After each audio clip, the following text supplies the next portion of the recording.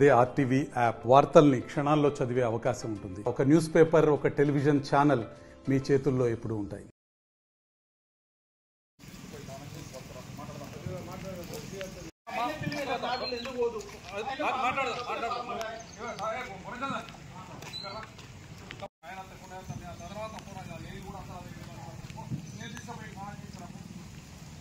సమస్య పరిష్కారం చేద్దాం.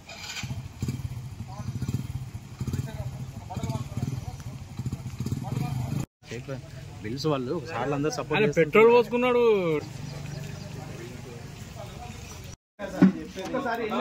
బిల్లు కట్టకుండా అడగండి.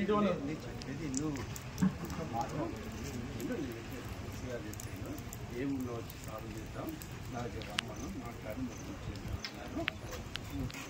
తీసుకొస్తే నేను కూడా వస్తాను.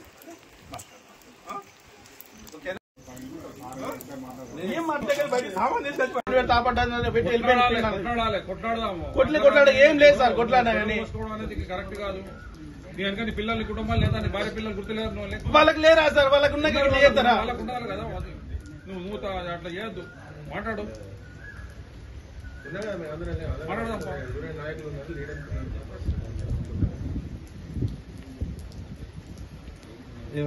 బయటికి రా, నువ్వు బయటికి రా. నీ పని చెప్పినప్పుడు వినాలి. ఎవరైనా చెప్పినప్పుడు వినాలి. అంటే నాకు తెలుస్తా అన్న, మీకు ఏం తెలియదు. నీ బిల్లు పోయింది, నేను బిల్లు మరి ప్రతి ఒక్కసారి దగ్గర సంతకాలు పెట్టించుకొచ్చిన టీ నోట్ల మీద, ట్రిప్ షీట్ల మీద.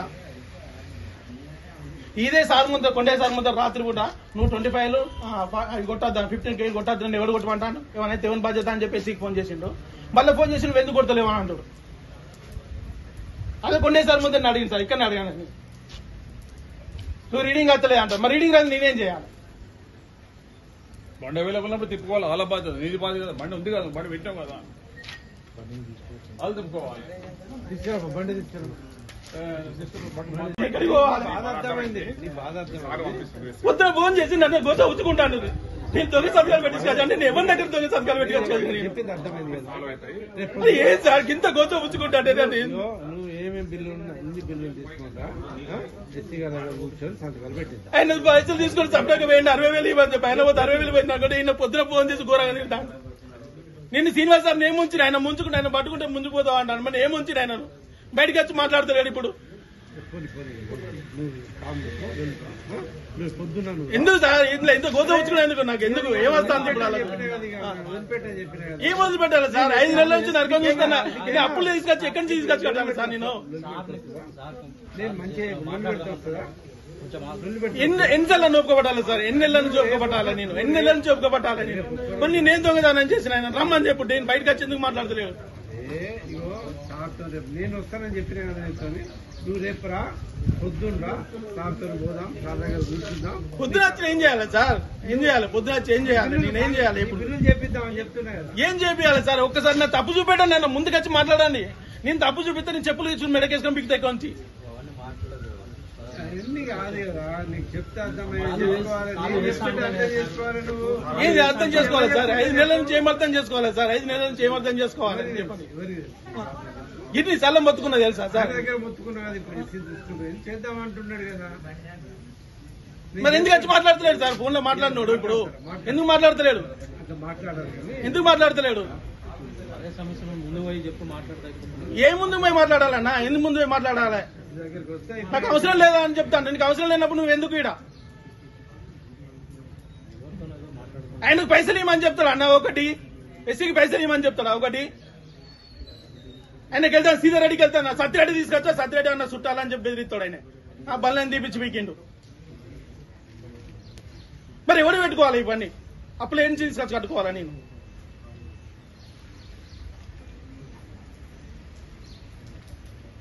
దాని జీపీఎస్ ఉండేది తెలియదా? జీపీఎస్ పోతా ఎక్కడ పోతాను ఏం వస్తానో తెలియదా? సార్ మీ దగ్గరికి ఎప్పుడైనా వచ్చి దొంగ సంతకాలు అడిగినా సార్? నేను ఎప్పుడైనా మరి దొంగ సంతకాలు పెట్టించామని అంటాను సార్. బిల్లు పెట్టమని అంటే మరి నేను దొంగ సంతకాలు పెట్టించా, మీరు ఇచ్చిన అన్ని దొంగ అన్నట్టే కదా సార్? టీ నోట్లను అన్ని దొంగ అన్నట్టే కదా సార్? అదే మాట అంటాను సార్. ఇప్పుడు నేను ఇక్కడనే ఉన్నా కదా, మీరు అడగండి సార్, శ్రీనివాస్ అని పిలిచి అడగండి. మరి నేను ఎవరిని ముంచిన ఆవేశపడదు అంటే అట్లున్నాయి సార్. నాకేం చెప్పుకోవాలి చెప్పండి. సమస్య పరిష్కారం చూద్దాం, మాట్లాడదాం, మేము మాట్లాడదాం. మేము కూడా 5 నెలల నుంచి ఒకటి పడ్డు అన్నారు, పెద్ద సలహా అని చెప్పి అన్నారు, ఒప్పుకోబట్టి ఉన్నారు సార్. ఇలా పొద్దున ఫోన్ చేసి కూడా మాట్లాడారు. బండి తాళాలు తీసుకుపోయాను సార్ ఫైనాన్స్ వాళ్ళు ఇంటికి వచ్చి రాత్రి. తీసుకుపోతారు, వడ్డీ కట్టకుండా తీసుకుపోతారు. వాళ్ళు ఊరుకుంటారు కానీ నువ్వు పోయి ఆ బట్టలను మార్చుకొని నువ్వు రా. రమ్మని సార్, రమ్మని చెప్పండి సార్. ఆయనతోని కాదని చెప్తున్నా కదా, ఆయనతోని కాదు, ఎస్సీ గారితో దగ్గర కూర్చుందాం, ఎస్సీ గారితో మాట్లాడదాం, ఎస్సీ గారితో ఎస్సీ గారి దగ్గర మాట్లాడదాం, ఎస్సీ గారితో మాట్లాడదాం, ఎస్సీ గారితో మాట్లాడదాం. ఓకే, నేను వచ్చినాక మొత్తం సాల్వ్ చేస్తాను.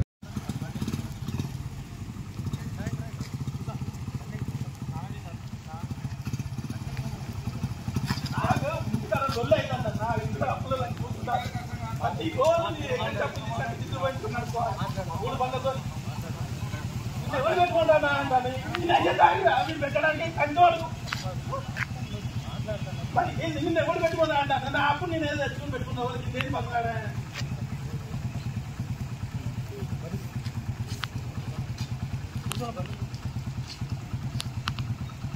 నా పేరు సదానందం. ఇలా వెండర్గా కాంటాక్ట్ తీసుకున్నాక శేషారావు సార్ వచ్చి ఒక కారు ఉండే నాది పాత కారు నడిపినాక 3 నెలలకు నాకు ఈ బండి అది వేరే బండి పెడితే కొత్త బండి పెడితేనే బండి తీసుకుంటే, లేకపోతే ఈ బండి కూడా తీసేస్తా అని చెప్పిండు. బొలెరో తీసుకొచ్చిన నేను. బొలెరో తీసుకొచ్చి పెట్టినాక బొలెరో తీసుకొచ్చినాక బండి ఎప్పటి కంటిన్యూ తిరుగుతూ ఉన్నది. కంటిన్యూ 3,000 కిలోమీటర్లు 4,000 కిలోమీటర్లు రోజు నెల 30,000 ఆయనకు పైసలు ఇచ్చి ఇవన్నీ చేసుకుంటా ఉన్నాం.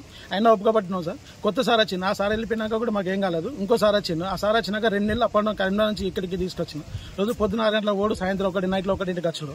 వచ్చిన దళితుడని తెలిసినాక నువ్వు నడపకు, నాకు వేరే డ్రైవర్ బండి ఇవ్వమన్నాడు. బండి తీసుకపోయి కడ చేసుకొని వచ్చింది. ₹1,00,000 దాకా వచ్చింది. బిల్లులు సంతకం పెట్టలేదు. బండి కుదబెట్టుకొచ్చి 20,000 ఇచ్చిన నేను. ఆయన బిల్లు పెట్టలేదు. మళ్ళీ లాస్ట్ బిల్లు పోయేటప్పుడు 60,000 ఇస్తేనే బిల్లు సంతకం పెడతా, లేకపోతే పెట్టాలని చెప్పి వెళ్ళిపోయింది. ఎవరు? నువ్వు పాత ఎస్సీ గారు. ఇప్పుడు కొత్త ఎస్సీ గారికి ఏం సంబంధం లేదు, ఇంట్లో ఆయనకేం తెలియదు. ఈ డిఐ అని చెప్పినట్టు ఈయన ఉంటుండు. ఆయన పైసలు వెళ్తానే కదా, ఇంకో బండి పెట్టుకున్నాడు. నా బండి తీసేసి ఇంకో బండి పెట్టుకున్నాడు. ఆ బండి అయినా పైసలు వెళ్తాను కదా, కమిషన్ ఇస్తాను కదా, నువ్వెందుకు ఇవ్వ అని చెప్పి ఈ డి మాట్లాడుతుంది. మాకు బిల్లింగ్ సంతకం పెడతలేడు. డి కైజర్. పొద్దున ఫోన్ చేసి బండి ఫైల్స్ వరకు పోయినా నీ పైసలు కట్ చేస్తాను, నన్ను ఎవడు పెట్టమన్నాడు, నీ బండి ఎవడు రమ్మన్నాడు, ఎందుకు పెడతాను అని చెప్పి మాట్లాడుతాను. మరి నాకు బండి పెట్టమన్నది కలెక్టర్ ఆఫీస్, కార్పొరేట్ ఆఫీసా, మరి ఈయన ఇంట్లోకి వెళ్ళి పెట్టమంటా. బిల్లుకి మరి పైసలు వాళ్ళకి నాకేం నెల బిల్లు రావాలి. పెట్రోల్ పోసుకున్నాడు, మీ పేరు మీద చెప్తా అని చెప్పి పోసుకున్నాను.